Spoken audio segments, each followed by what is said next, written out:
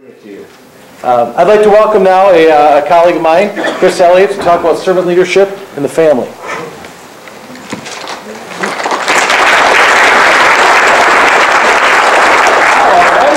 Everybody hear me okay? Good? Can you hear me back there? Excellent. I don't need the mics that much. How's it going so far? Getting stuff out of this? Effective for you? Does anybody know what this is? Have I recognized this? Lottery ticket.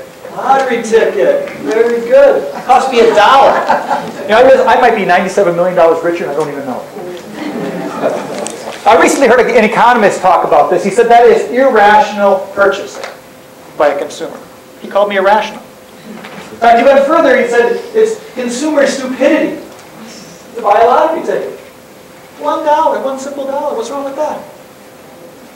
What he thinks is that I'm spending $1 on a lottery ticket really thinking that I'm going to get $97 million tomorrow. Like I'm going to go plan my budget. I'm going to go down to the local car dealership and order my BMW.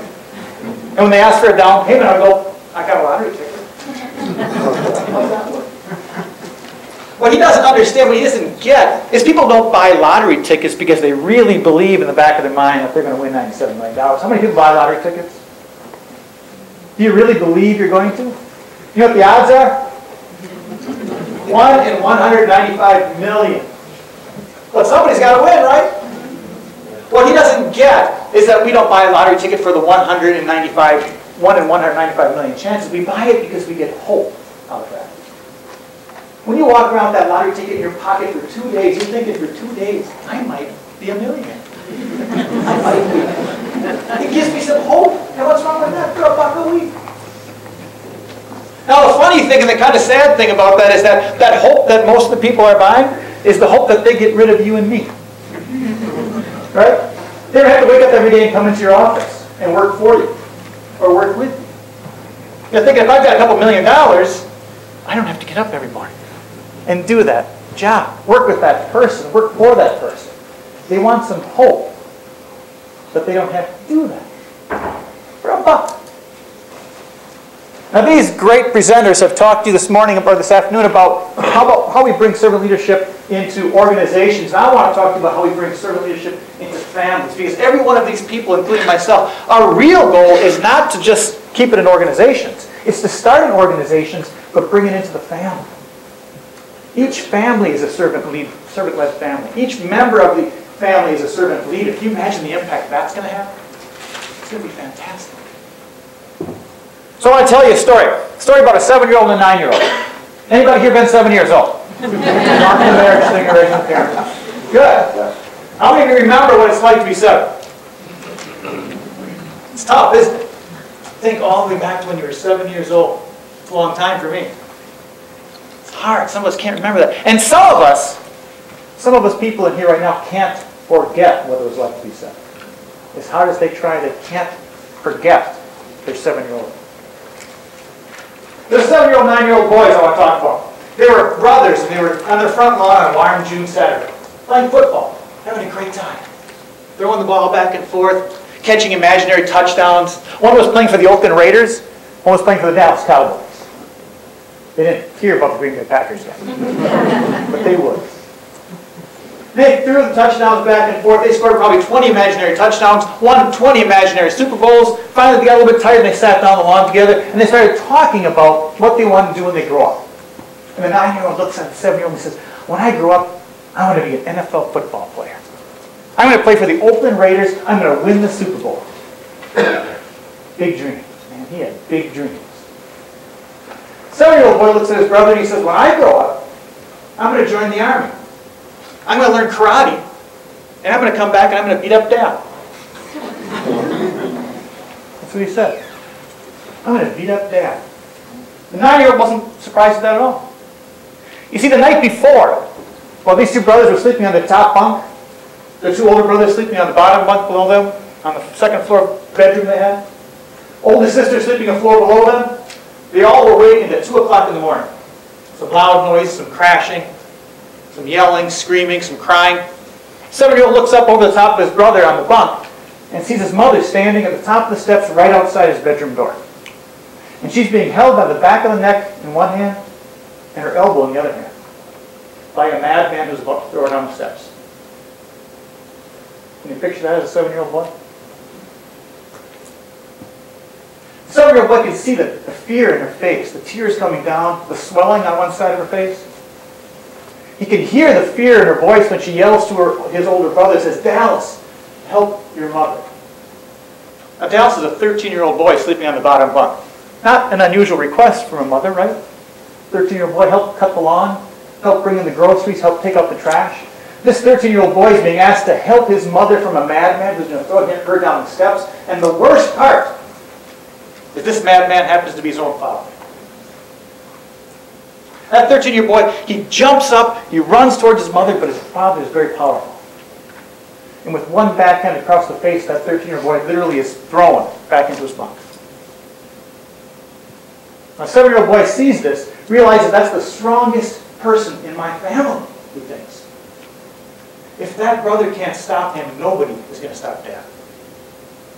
Puts his head in his pillow, buries it, does not want to see his mother tumbling down the steps. But through all that chaos, all that loud noise, all that screaming and howling, one sound pierces through. We call it in servant leadership a seemingly insignificant moment. I want you to write that down, a SIM. A seemingly insignificant moment. Through all that chaos, one sound penetrates, and that's the sound of a slamming door. The front door of their house gets slammed shut. And they all realize immediately what's happened. The oldest sister has run away. Tired of this scene playing over and over again, sick of seeing what her life has been, she wants some liberty, she wants some freedom. She runs out the front door, but just before she leaves, she slams the door. Seemingly insignificant. But that sound gets to the father and snaps him out of his insanity back to reality. He lets go of the mother, lets the mother and the 4 boys run down the steps looking for the sister. And now these 2 boys, 7 and 9, are sitting on the front lawn Saturday morning. These are 2 boys that should be dreaming of being doctors, lawyers, NFL football players, right? And one of them is dreaming of going to the army, learning karate, and coming back and beating up his dad. His dad's done a good job, hasn't he? He's taught him power, force. That's how you get things done. And that's what this 7-year-old boy does. He's going to get through life as a leader by using power. Now, would it surprise you at all to know that that 9-year-old boy, some 30 years later, grows up, gets married, starts a family, starts his career, and about 30 years into that, he starts taking the same path. Turns to alcohol, self-abuse. His wife leaves him. His children stop communicating with him. 3 DUIs, 6 months on house arrest, 9 months in jail, loses his job. Would that surprise you at all, knowing what that little boy went through? Well, that's exactly what happened. In fact, he's in house arrest right now for 9 months. Would it surprise you further that the 7-year-old boy who learned all that power and force stands in front of you right now, trying his best to inspire you to use influence in servant leadership, in a people-centric culture? Now, why the difference? Why did the 9-year-old take this path and the 7-year-old seem to take this path? Well, I'm not a psychologist. I don't have a PhD. I don't know what happens in the brain that makes all this stuff happen. But I can tell you what happened in my life, what changed my life, were these seemingly insignificant moments. Like when I was in 7th grade, a best friend's father, who owned a landscaping company, said, "Chris, why don't you come with me for the weekend? I'll teach you landscaping. I'll teach you how to take care of a lawn, how to plant a tree, how to build a retaining wall." And then 2 weeks later, he said, "You know what, I've got a project. How about you run the store for the morning?" "Really? Me? You want me to run the store? You trust me?" I said, "Yeah." Now, he wasn't just throwing trust on me. He was giving me an opportunity to be trustworthy. Imagine how many people in your workplace just want the opportunity to be trustworthy. He gave me that. Another best friend's father said, "Chris, why don't you come with me, join my son and me in a church choir. We sing on Sunday mornings, we practice on Wednesday evenings, get closer to your faith." "Yeah, I'll do that." And a football coach who sat me down and said, Chris, son, you're taking the wrong path. You're making the wrong decisions, because trust me, I was headed down the wrong path. I was making some bad choices in my life. And he sat me down and he said, you're making bad choices, Chris. You got to change. He showed me a path to change. And then he said, one of the things that's most memorable to me, in fact, I can hear his voice right now.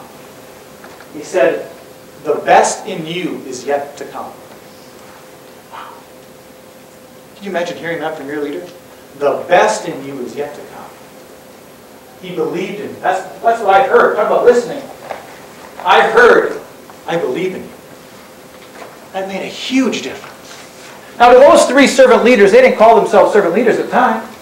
But those three servant leaders did three seemingly insignificant things. Right? That football coach probably talked to 150 kids that year. But that one time made a huge difference. Imagine if we could do that. And all the while, they weren't, as Dick mentioned, listening just with their ears. They were listening with their heart.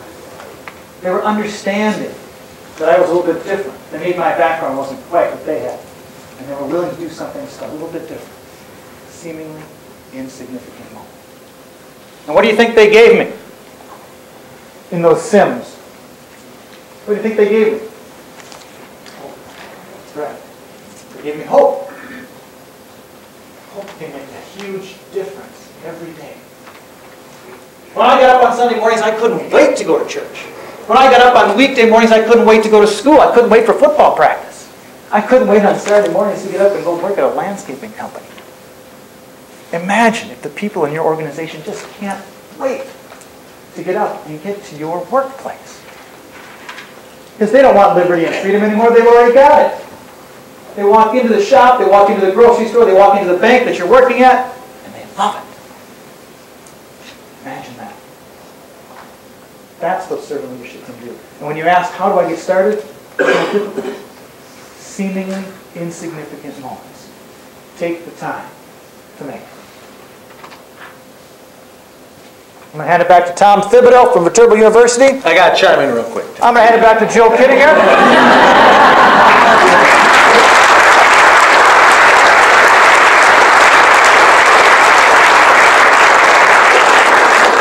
I have to tell you what that's like being an employer of Chris's. When we hired Chris, now you know the backstory, he had a very important job. He was going to help me invent the very first servant leadership tool. It involved programming and process. I'm not good at that stuff. He's not a programmer, but he's good at process and checking off lists and making sure it's organized. And so this journey, we started with this program 2 years ago. Over an hour of programming, or a year of programming. And we learned that the program we used was the wrong kind. And we had to start over. And all the pitfalls that comes with that journey, right? And anytime we went to Chris, shareholders getting a little nervous at this point, right? Leadership's getting a little nervous with this new guy. And his response would always be the same. We find out an error happened, a glitch, and we get a little fired up about it. He'd be like, fantastic, I'll write that down and get on it. That would be his same response all the time. Fantastic. All right, we know more than we did yesterday? Okay, yep, or we come out, see what I discovered. That part's not working. What? Yeah, but you know what? We know a little bit more than we did before. Here's what I'm going to do. And so we're all like, rah, rah, rah. Well, it's emotion. Chris is always like this. Until he started speaking more. And we're driving back from La Crosse about a year into it. And he tells me that story. All right? It says, you heard it. And he said, Joe, you think a program not working really is going to rock my boat after what I've been through? So what I did is I had this whiteboard saying, if you don't get all fired up and emotional over something, you don't care. Because that's how I am. And that's what it taught me. I interpreted it wrong. Oh, he cares. He's passionate. You have employees too that are just mellow. They're a little guarded. You don't have to go into their childhood. You don't have to know all that stuff. But just know they had one. Just know they had one. And now how do you change the conversation? Stop interpreting their behaviors and their words on your blackboard, against your blackboard. It doesn't make any sense. It doesn't make any sense.